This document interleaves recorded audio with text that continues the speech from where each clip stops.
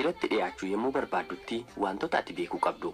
Jireenya ati jiraachuu barbaaddutti dhiira si waliin makatee jiraachuu danda'u fi si waliin jiraachuu fedhu barbaadi malee ejjennoo jireenya isaatiin, bifa isaatiin, qabeenya isaatiin, beekumsa isaatiin fi wantoota kana fakkaataniin waan si hawwateef qofa itti dhiyaachuuf janjabaatiin.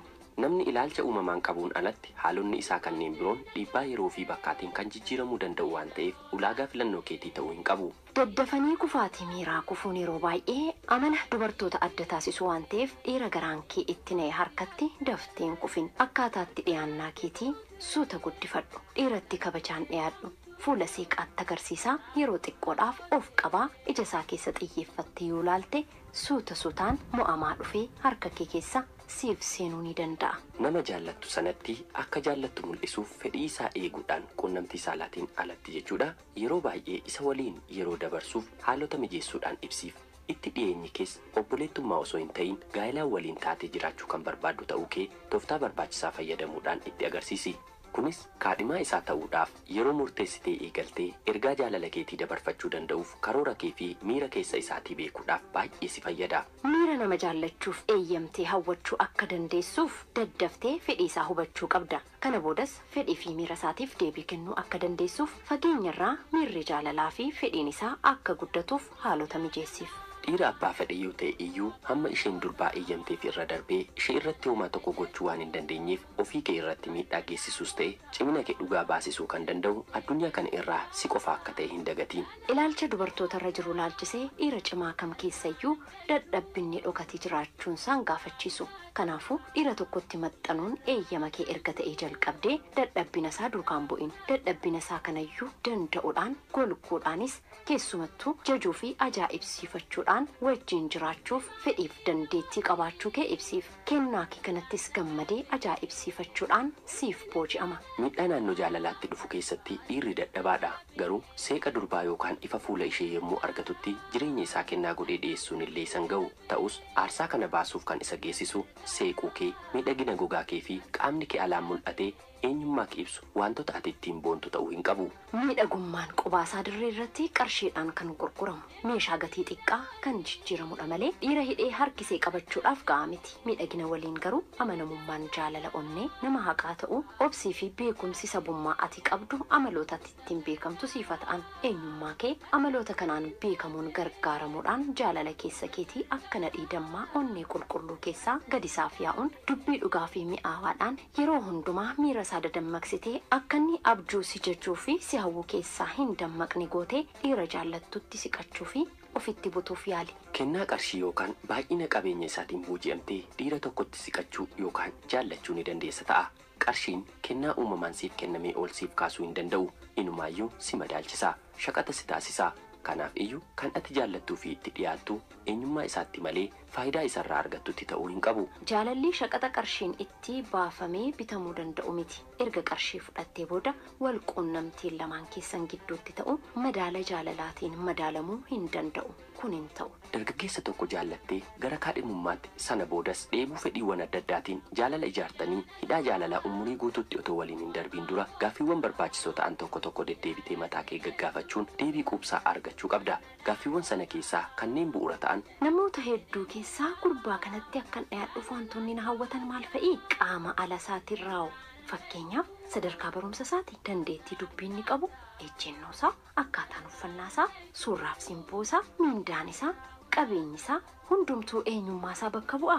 Yookiis eenyummaa isaa isa keessaa kan lolaan hin diigne. Fakkeenyaaf sirna naamusa isaa, akkaataa laalcha isaa, nama kabajuu isaa, gad of deebisuu isaa, haqummaa isaa. Ulaagaaleen ati ittiin isaaf booji'amte lakkoofsaan hedduu yoo ta'an iyyuu ibsa bakkee isaatii caalaatti eenyummaan isaa inni keessaa jaalalli kee milkaa'ee umurii guutuu jabaatee kan itti fufu akka ta'uuf amansiisa ga'aasiif laatu. Erga wal jaallatanii booda rakkoo miira walitti bu'insa uumuu irraa of eeggachuudhaan waqtiilee dheeraadhaaf wal jaallatanii erga turtaniin booda amala walii shaakaluu fi gad fageenyaan wal baruun walitti gammaduu fi wal bashannansiisuu waan uumuufi. Adeemsa jaalalaa irratti fakkeessaan oduu baay'ee odeessuun amala waliin hin uumamin yeroo gabaabaadhaaf uffachuun tasumaan barbaachisu. Amalli keenyi dhokatee ture akka biiftuu ganamaa suuta suutaan mul'atee yeroo argamaa adeemu hiriyoota kee fi hawaasaatitti gidduu jiraattu biratti kabaja kee irratti miidhaa waan geessisuuf amalli fakkeessaa akka sirraan mul'anneef eeggannoo guddaa godhi. Eenyummaa kee dhoksuuf akkaataan dubbii ati filattu jechoota filannaan kee akkaataa uffannaa kee fi gochawwan kumaan lakkaa'aman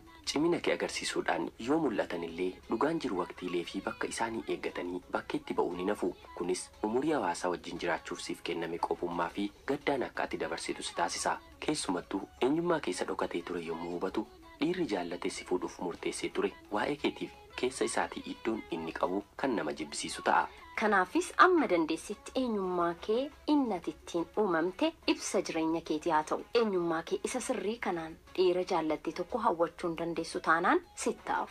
Addunyaan keenya yeroo hundumaa namoota injifannoo gonfatan qofa otoo hin ta'in namoota mo'amaniinis guutee kan dhiphatu akka ta'e yaadadhu. Har'a dorgommii tokko irratti kan injifatamte boor immoo dorgommii biraa irratti injifachuu akka dandeessus hin irraanfatiin. Kaadhimummaadhaaf amaloota adda addaa miidhaa isaanii waliin danda'uu qofa osoo hin ta'in fudhachuunis barbaachisaadha. Namoonni lama raawwatanii tokko ta'uu hin danda'an yeroo hundumaa seenaa dhalootaa keessatti amalaan muuxannoowwan naannolee adda addaatiin fedhiidhaan yaadaan amantii fi barumsaan adda ba'uun isaanii nafu. Kanaaf kaadhimummaa bu'a qabeessa ijaaruudhaaf adda addummaa jiru fudhachuu akka qabdu hubadhu. Iftoominni dubbii gaggaarii waliin dubbachuu fi wal sodaachuu dhiisuu erga wal jaallatanii boodas jaalala ijaaruudhaafis ta'e erga ijaaranii boodas walitti hidhamanii jiraachuun qabeenya keessiif haa ta'u.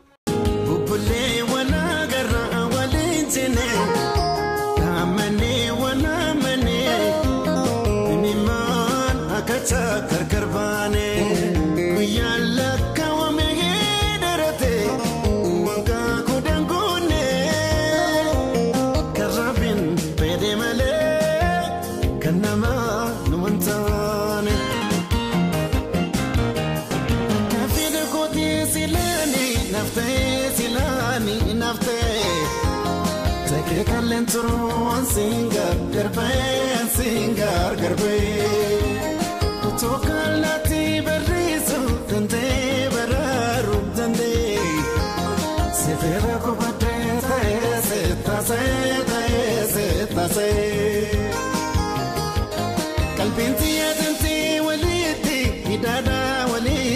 hidada gargar bauntanu nufone la feda no diga la feda nana ma famtu nafti ko tachuda Fasira guya sadofka machuda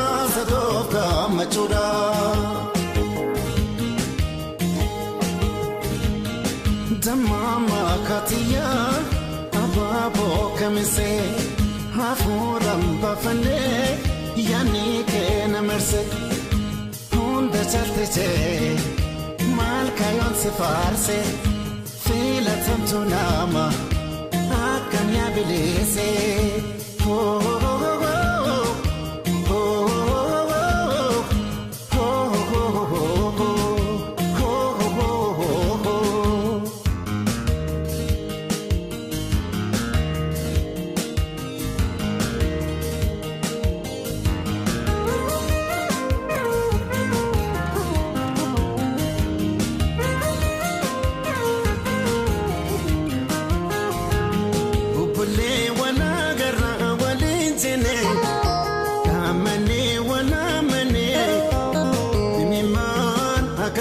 Karkar baane kuyalla kawame derate wanga kudangune karabin pedemale kanama nuantane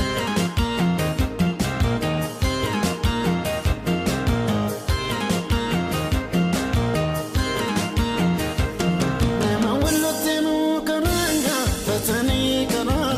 fatani Karanjuruni beka milini walloti dalati warraba gadara shini goto wani kamudi zinara fafatani nafnu walgarra jiruni matama wanne ko sira yituni ifan fula keti urjisa mitala naladu rakati nadufe silala iriyo halala otuda ndagaye kelle satubata waldaya fikanu